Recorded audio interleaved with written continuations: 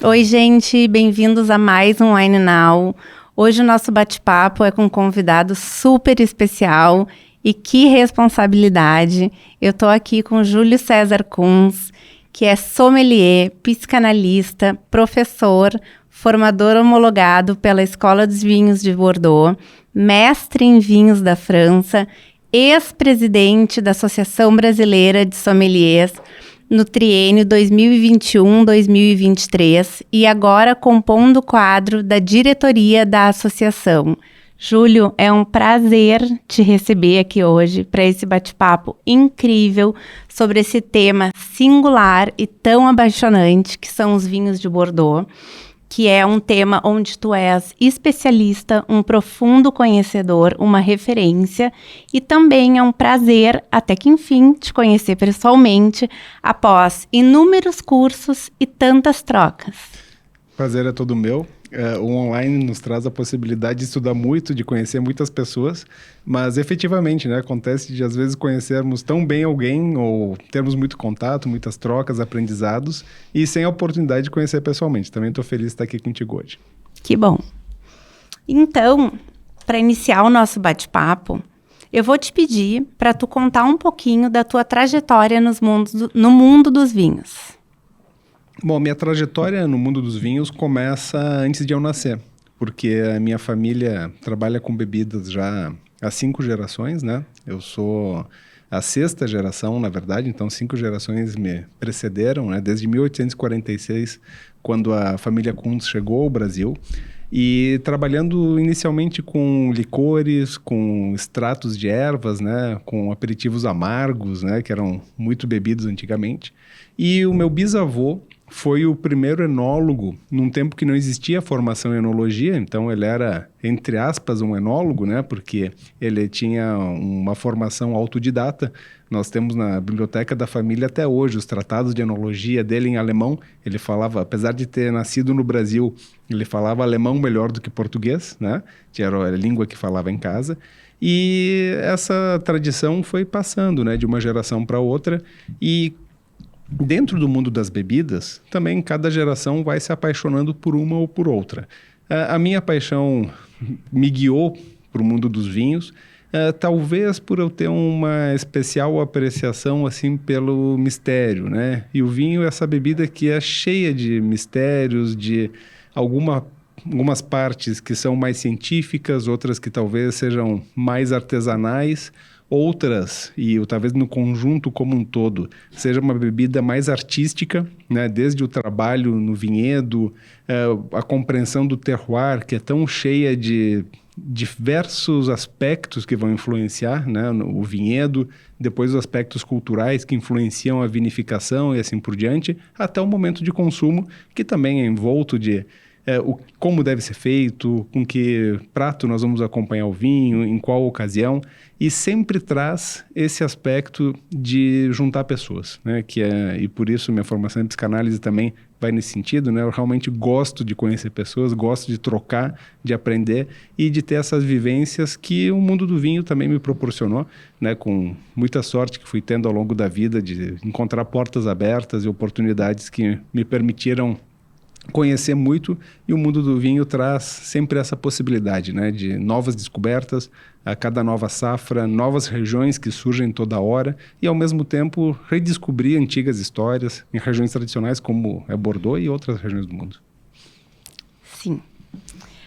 E agora, então, te perguntar, entrando efetivamente no nosso tema, o que torna Bordeaux uma região tão especial para a produção de vinhos? E aqui, né, lembrando que, de uma forma genérica, antes de te passar a bola, que a gente precisa falar sobre terroir, a gente precisa falar sobre tradição, a gente precisa falar sobre todas essas questões que envolvem, né, esse tema tão precioso e tão rico. E ninguém melhor do que tu para trazer toda essa história e contar um pouquinho de cada detalhe dessas nuances que tornam Bordeaux essa joia da coroa, digamos assim.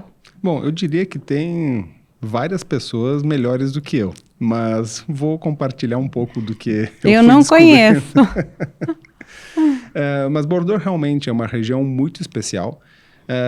Tem um ponto de vista histórico, né? Mas o ponto de vista histórico não é suficiente, nem para, ou pelo menos não assim o aspecto de pioneirismo, né? Porque se nós pensarmos assim, onde surgiu o vinho no mundo, foi na Geórgia, né? E a Geórgia é uma referência importante, tem diversas variedades autóctones, mas não necessariamente a Geórgia é o que mais influencia o mundo do vinho hoje. Sim. A França, ao contrário, influencia sim. E Bordeaux é uma região que influencia muito o mundo do vinho, não só em termos de produção, como em termos comerciais. As grandes marcas de vinhos do mundo, e nós podemos falar de Chile, Estados Unidos, Austrália, Nova Zelândia, Itália, vão ter um reconhecimento muito grande, um prestígio muito grande, quando conseguem ter seus vinhos comercializados no que é chamado La Place de Bordeaux, que é esse mercado, ou como é organizado o mercado de vinhos em Bordeaux, através dos seus negociantes. Ou seja, Bordeaux tem uma influência no mundo dos vinhos, inclusive do ponto de vista comercial. Do ponto de vista do terroir, num sentido mais de aspectos naturais do terroir, solo, clima, relevo, Bordeaux também tem uma característica que é muito única, ou melhor, diversas características, porque nós não temos só um terroir em Bordeaux, nós temos que falar terroir no plural para falar de Bordeaux. Lá nós temos 65 denominações de origem controlada, que tu conhece bem, que já estudou Bordeaux também, né? E essa diversidade é uma riqueza muito grande, porque permite que essa mentalidade de uma cidade portuária, que foi fundada como uma cidade no porto, inclusive uma das histórias sobre qual seria a origem, né, do nome Bordeaux seria o bord de l'eau, né, ou seja, a borda da água, né, por ser uma cidade que está à beira do rio, né, e essa não é a origem verdadeira, mas ainda assim é uma boa história para a gente entender esse aspecto comercial de Bordeaux, né, uma cidade então que se desenvolve ao redor de um porto, que hoje, como eu comentei, né, comercializa vinhos do mundo inteiro, vinhos de prestígio do mundo inteiro, mas essa diversidade de terroirs permite que Bordeaux, unido com esse aspecto comercial, tenha uma diversidade grande de estilos e que se adapte ao longo do tempo. Bordeaux, na antiguidade, elaborava vinhos brancos doces apenas, porque eram os vinhos mais consumidos, ou predominantemente.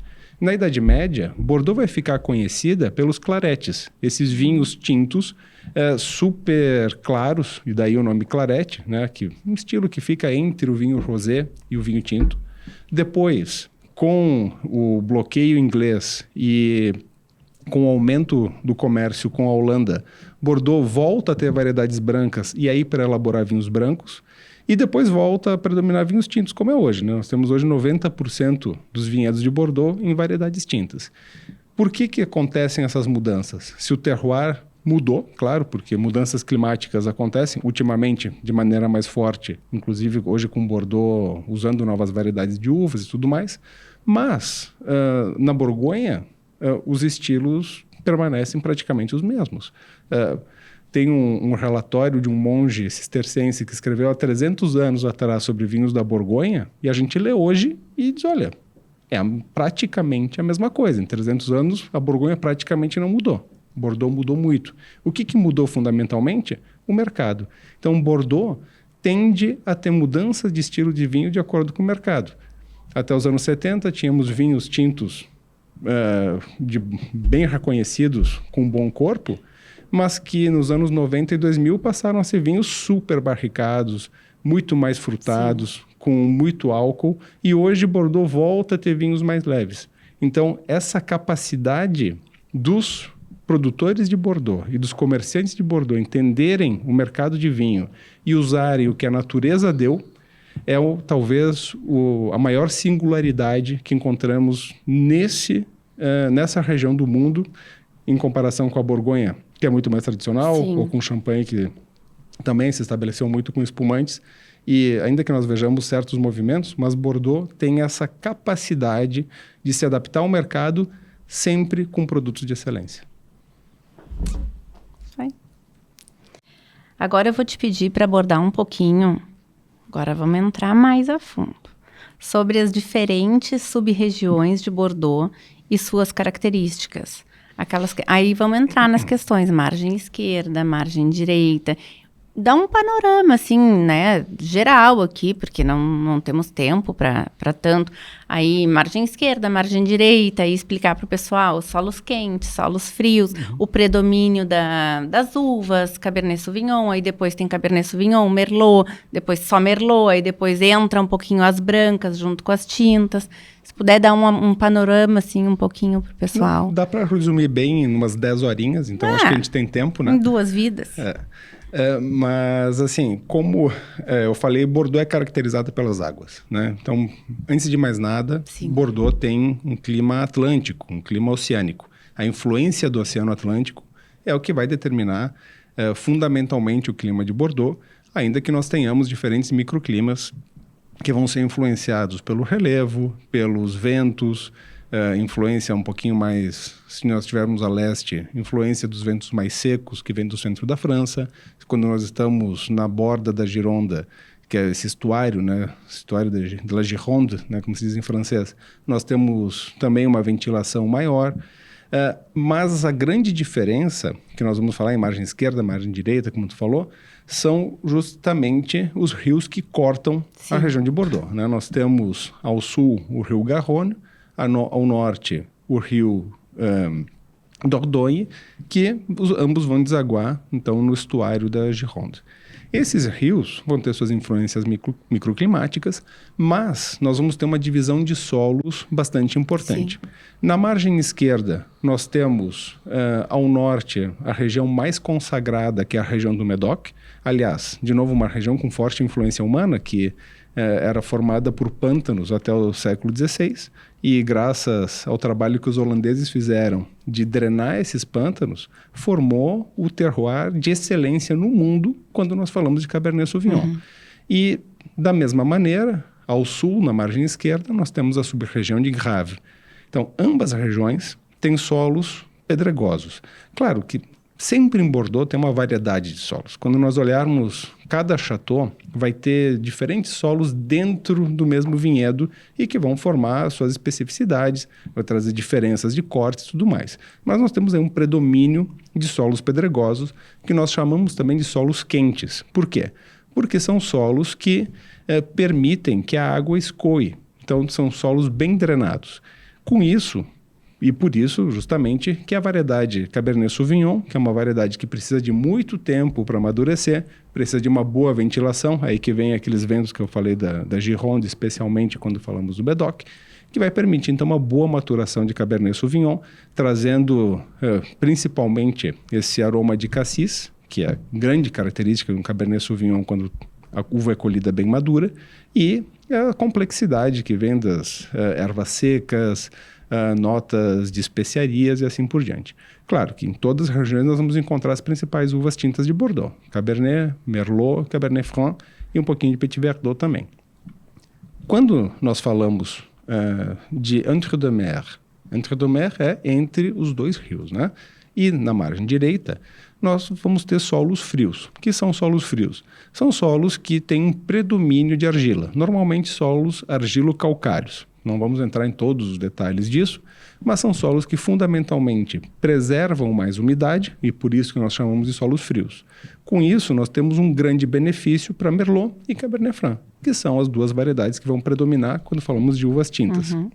E nos vinhos brancos, em Entre-deux-Mers, em função desses solos justamente, nós temos predomínio de Sauvignon Blanc, com vinhos mais frescos, vinhos aromáticos, e em Grave, voltando de novo para a margem esquerda só para falar então ainda de vinhos brancos, nós vamos ter vinhos brancos secos mais encorpados, muitas vezes com predomínio de Semillon, que é essa variedade que tem aromas mais delicados, mas mais complexos e uma boa capacidade de amadurecimento, especialmente na passagem para o carvalho.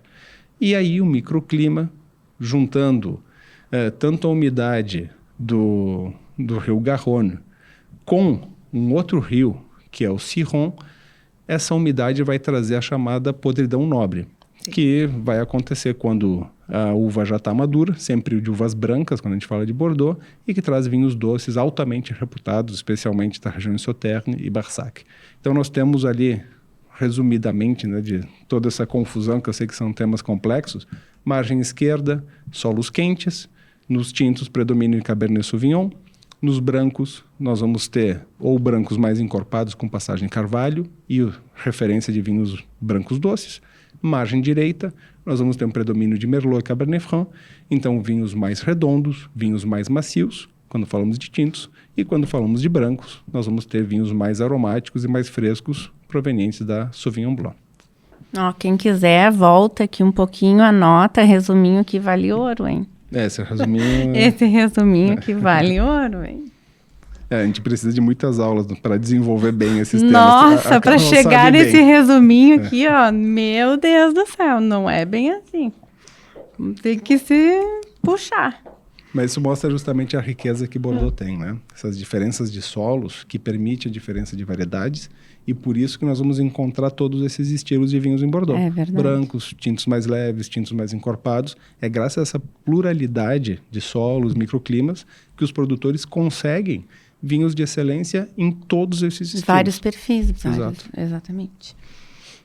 Agora vamos conversar um pouquinho sobre a influência do terroir e do clima na produção dos vinhos de Bordeaux. E aqui também, né, o terroir e o clima, eles são preponderantes e muito influentes na produção de vinhos de qualquer lugar do mundo, não só em Bordeaux, mas em Bordeaux justamente por isso, porque em Bordeaux existem muitos tipos de solo, tem a questão do microclima, tem a questão no próprio terroir, tem essa questão dos vinhedos em encostas, dos vinhedos com boa drenagem, dos vinhedos com boa exposição solar. Depois, na questão do clima, tem a questão da umidade, da pluviosidade, das estações climáticas bem definidas até ali em Bordeaux, mas a questão do aquecimento global. Então, eu queria pedir que tu desse um panorama geral, tanto dessa questão do terroir, quanto dessa questão do clima. E, claro, a gente, né, quem gosta de vinho, estuda vinho, sabe a importância que isso tem no mundo dos vinhos, né? O terroir, sobretudo, mas o clima, cada vez mais, tem uma importância muito influente. Sim, é gigantesca. E, assim, claro que a gente conseguir abordar todos os aspectos do terroir, realmente precisa de muitas horas, né? Sim, é de uma maneira mais genérica. Mas destacando a importância, claro. Sim, que as pessoas têm que ter essa noção. É que eu vou pegar um aspecto do terroir, que eu acho que é o que é menos trabalhado, né? Porque o terroir é formado por aspectos naturais, então nós temos a composição do solo, estrutura do solo, os micro-organismos que fazem parte do solo, que podem diferir completamente, né? A olho nu a gente pode pensar, esse solo aqui é igual ao outro, mas a microflora que está aí pode ser completamente diferente. O relevo, insolação, clima, microclima, os ventos que influenciam. Sim. Então, a umidade, tudo isso faz parte dos aspectos naturais, né? E os aspectos humanos do terroir são os vinhedos, porque os vinhedos não são naturais, né? Nós temos Merlot em Bordeaux, não é porque... nem a videira caminhou até lá e nem vento levou. Os seres humanos foram cultivando lá, decidiram plantar Merlot e não plantar Pinot Noir, por exemplo, né? E essa decisão e também a decisão de como vinificar, ou seja, depois de colher a uva, o que fazer com aquela uva? Vamos elaborar um vinho tinto mais encorpado? Vai passar para o carvalho ou não vai? Vamos elaborar um vinho espumante? É uma decisão humana. Isso Sim, e é personalíssima, né? Cada um ali que está lidando com o seu vinhedo, com a sua uva, faz de um jeito. Né? Exatamente. Mas o aspecto humano do terroir é um aspecto cultural. E é um aspecto que envolve tradição, no caso de Bordeaux, e que envolve muita ciência. Né? Claro que o conceito de terroir foi desenvolvido num tempo que a ciência, como a gente conhece hoje, não existia, então era por experimentação. Se experimentava plantar Merlot, opa, o vinho ficou bom, nós gostamos. Plantamos outra uva, não deu certo. Então, Merlot vai ser a variedade... Tentativa e erro. Tentativa e erro, assim que se desenvolveu. Mas, o ponto do terroir fundamental é justamente como esse conhecimento se desenvolveu e como ele se consolida. E ele se consolida com as pessoas identificando. E nós não temos uma tradição no Novo Mundo de conhecer terroir, por isso tem esse aspecto mais misterioso ainda. Mas quando nós vamos num wine bar na França, pode ser em qualquer cidade, pode ser em Paris, que é um grande centro urbano, nós vamos encontrar a lista de vinhos com vinhos da casa, vinhos em taça. Vai estar lá, vinhos tintos. Vai estar escrito Bordeaux, Borgonha, Chinon, Vale do Rhône. E só. Não vai aparecer o nome do produtor, não vai aparecer com quais uvas são elaborados aquele vinho. Basta dizer de onde vem e por que eles fazem isso. Porque a ideia do terroir é que todo esse conjunto de fatores naturais e humanos dão características únicas que quando eu vou tomar aquele vinho, mesmo que eu não entenda, eu não preciso ser um especialista, saber descrever todos os aromas, mas eu vou identificar, esse vinho tem algo. E se eu provar um vinho da Borgonha, eu vou perceber que é diferente. Mesmo que eu não seja capaz de explicar por quê, vão ser diferentes. E o terroir é isso. É o que faz um lugar produzir um vinho único. E o terroir é algo que se constrói, algo muito mais cultural do que natural, a meu ver. E por isso que vai ser desenvolvido, nós temos no Brasil alguns terroirs reconhecidos, por exemplo, o Vale dos Vinhedos. O Merlot do Vale dos Vinhedos é um Merlot único no mundo. Não tem outro. A gente pode até fazer comparações, mas não se consegue em outro lugar do mundo produzir um Merlot como no Vale dos Vinhedos. E essa é a ideia, por isso que nós temos 65 denominações de origem, porque cada uma delas vão ter características únicas. E esse é o grande ponto do terroir, né? Esse conhecimento.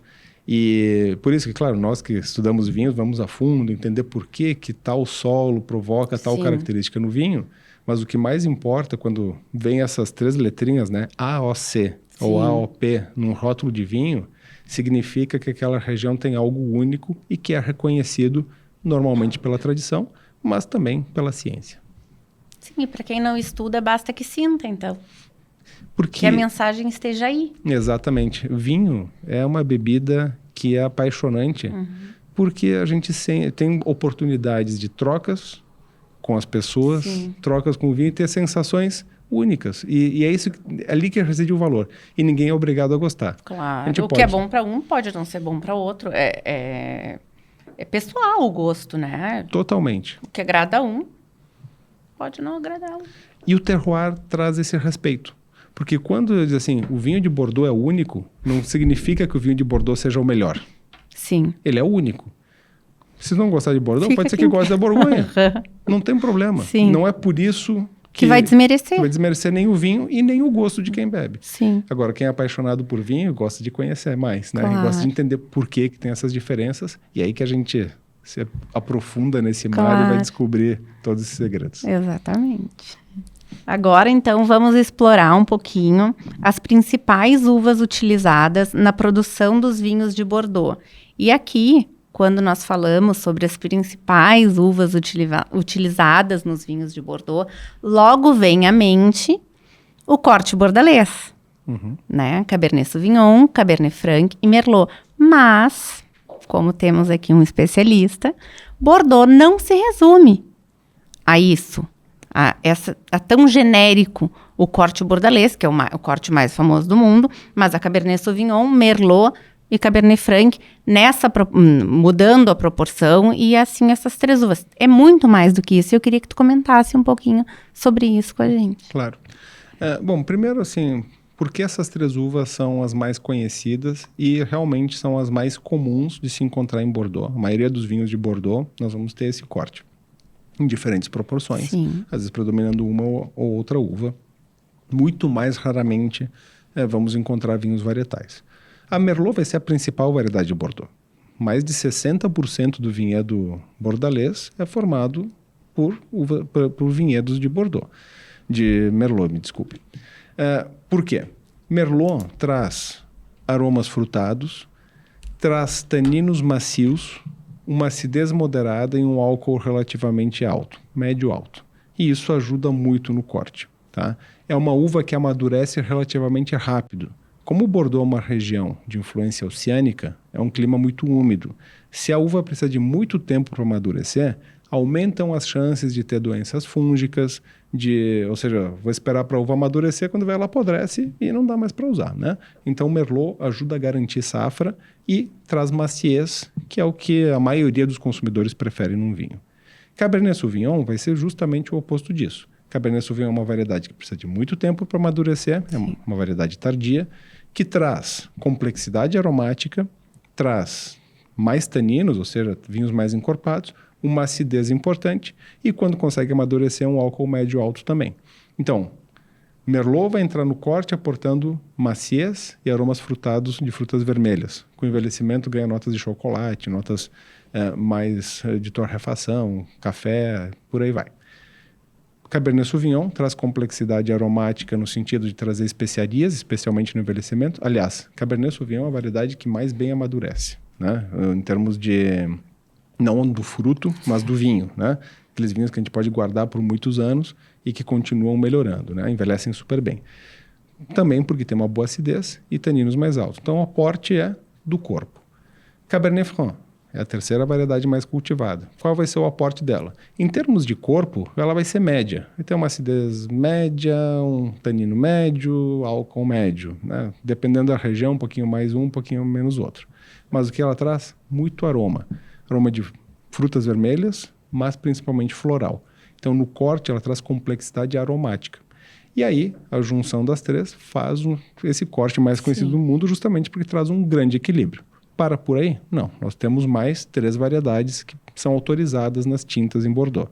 Petit Verdot vai ser a principal delas, uma variedade ainda mais tardia. O nome dela, Petit Verdot, vem de verde mesmo, porque é uma variedade que quase sempre está verde. Então, classicamente, em Bordeaux, nem todas as safras são usadas, porque só nas grandes safras ela amadurece bem.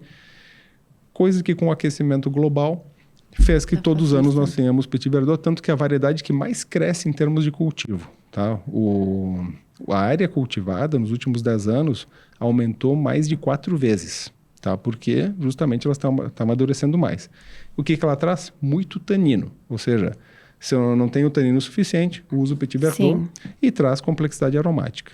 E as outras duas, a nossa tão conhecida Malbec, né? Que a gente conhece muito mais o Malbec argentino, mas foi a variedade de tinta mais cultivada em Bordeaux até 1954.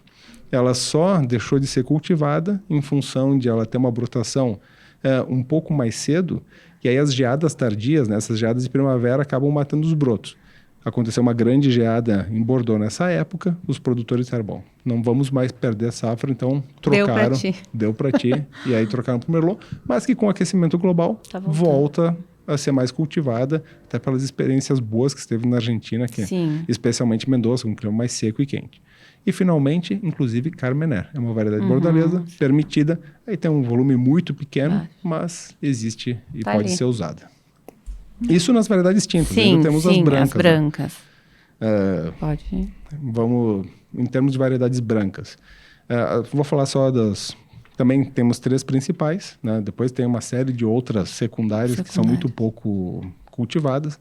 As principais são Semillon, uma variedade que é originária da região de Bordeaux. O nome Semillon vem de Saint-Émilion, que é uma das comunas de Bordeaux e se acredita que venha dessa região. Não é comprovado historicamente, mas o nome vem de Saint-Émilion, então por isso Semillon.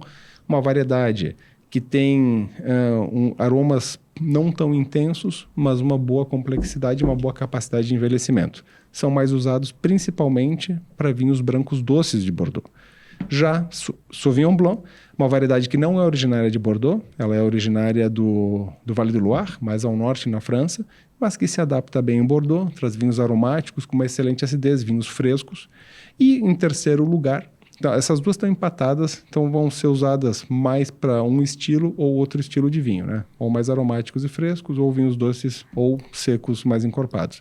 E a Muscadelle, que é uma variedade que tem aromas que lembram os aromas das uvas Moscato, apesar do nome, e não faz parte da família das Moscatos, mas traz essa característica mais aromática e vai ser usada para dar um pouquinho mais de aroma, seja nos vinhos doces ou nos vinhos brancos aromáticos. Essas são as 3 variedades principais brancas e podemos sim falar de um corte bordalês branco, ainda que seja uma expressão não muito usada. Quando a gente fala em corte bordalês, nos referimos principalmente aos cortes tintos. Ó, pessoal, aqui, ó, só sopite no mel aqui pra galera anotar.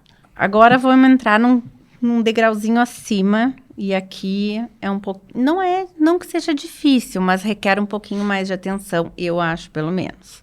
Falar um pouquinho das classificações dos vinhos de Bordeaux. As classificações de Bordeaux realmente requer, assim, muito estudo, né? Tanto que, bom, tu fez o curso comigo, sabe, né? Tem uma aula só para falar sobre classificações e isso depois estudar todas as AOCs, porque realmente é um tema bastante delicado. Pelo seguinte, Bordeaux, como região, tem 5 classificações. 3 classificações da sub-região do Médoc, e que uma delas pega o Médoc e Grave, uma classificação só para Grave e uma classificação de Saint-Émilion. Sendo que talvez o vinho mais badalado de Bordeaux não tem classificação nenhuma, que é o Petrus. Né? O Petrus fica no Pomerol, é uma região que não tem classificação. E é interessante que, né, nas cartas, nas casas de vinhos, normalmente o Petrus fica como dentro dos Premier Cru ou Grand Cru, né? Mesmo que não seja assim. Então, as classificações de Bordeaux vão usar sempre essa expressão, Grand Cru, ou Premier Grand Cru e por aí vai. O que significa? Não tenho como falar das 5 classificações aqui, que realmente precisaria de uma aula inteira. Cada uma tem suas regras, tem sub-regiões diferentes. Mas vou dar uma explicação sobre o que significa, para começar, cru. Né?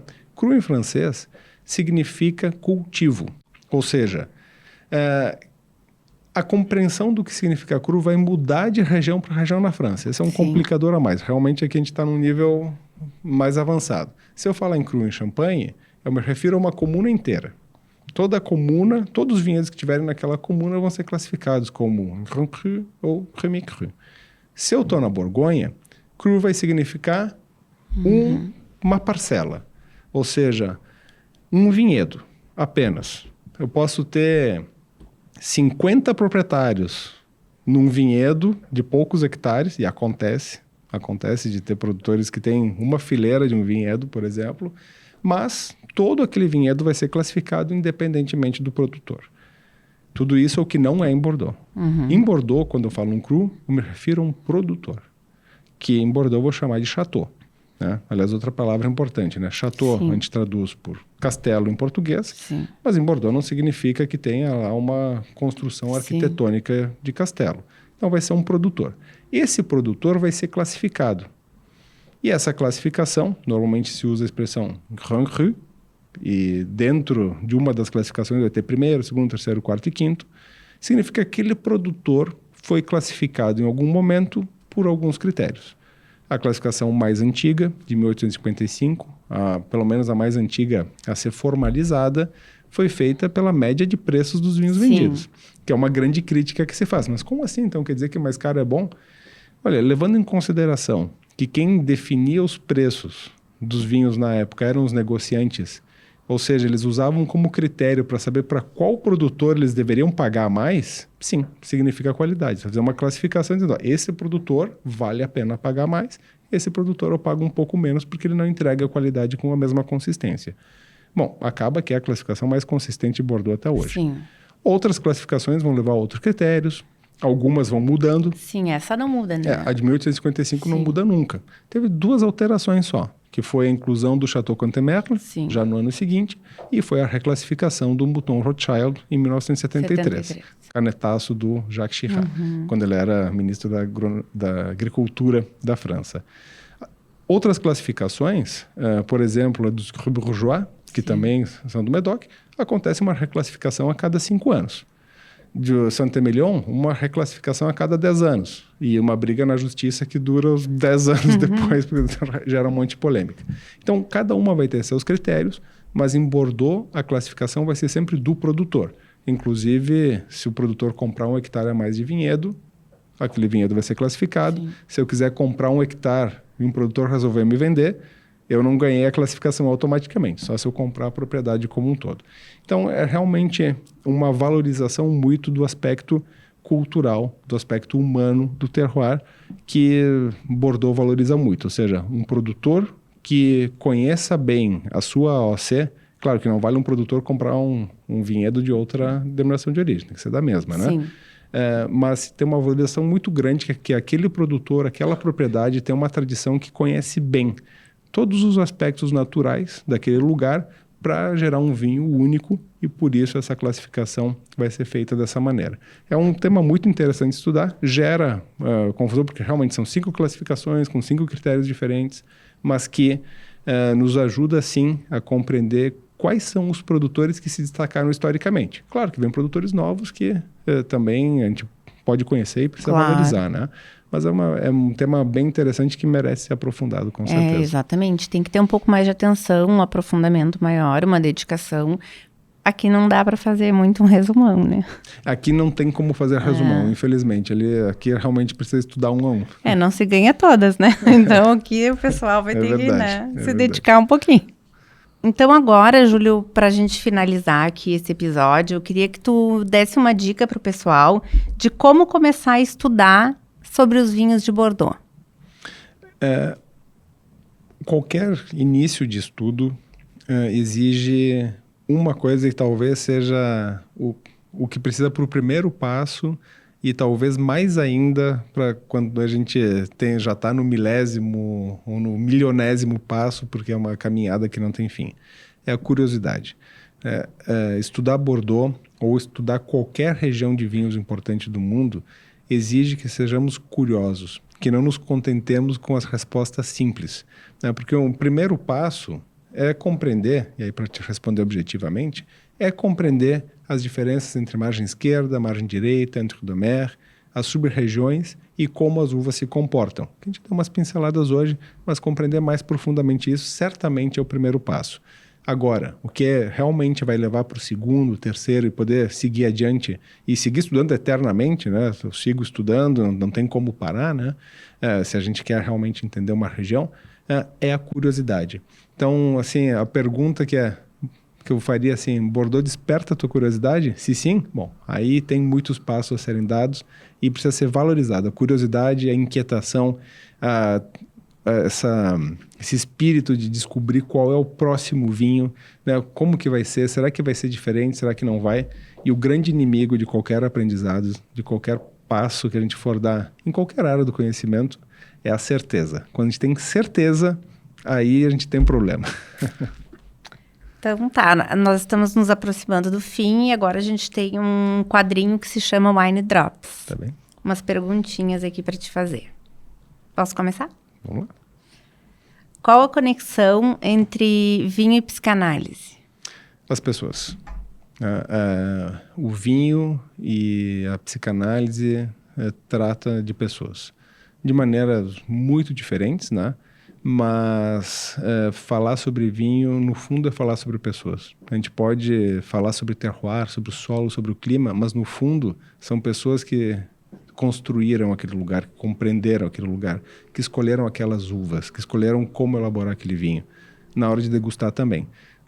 Tudo é sobre pessoas.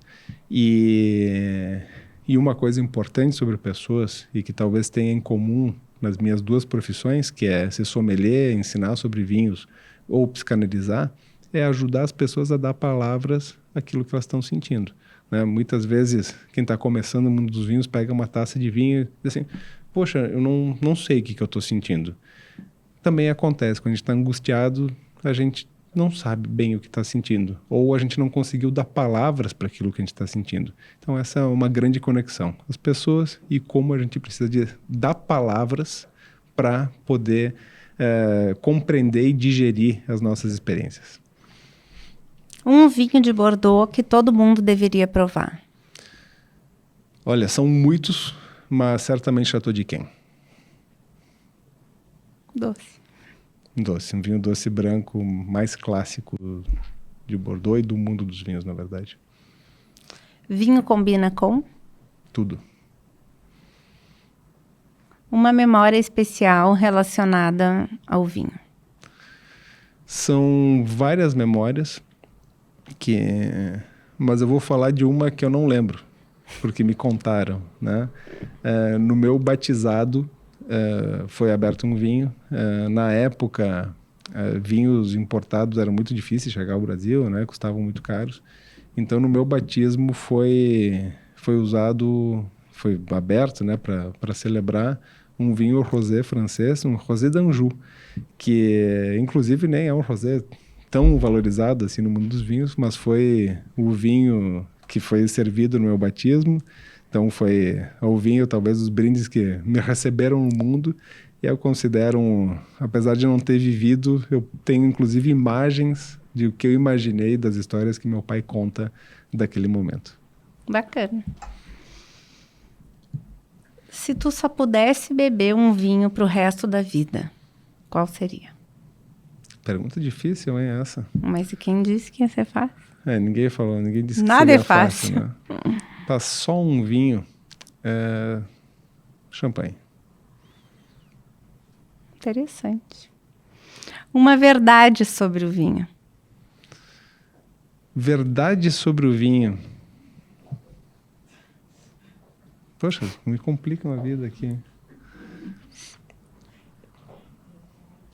Eu acho que uma verdade sobre o vinho não é exatamente... Verdade. Não é sobre o vinho. Eu diria assim que o vinho nos ajuda a ter experiências verdadeiras. Profundo. Um mito. Um mito?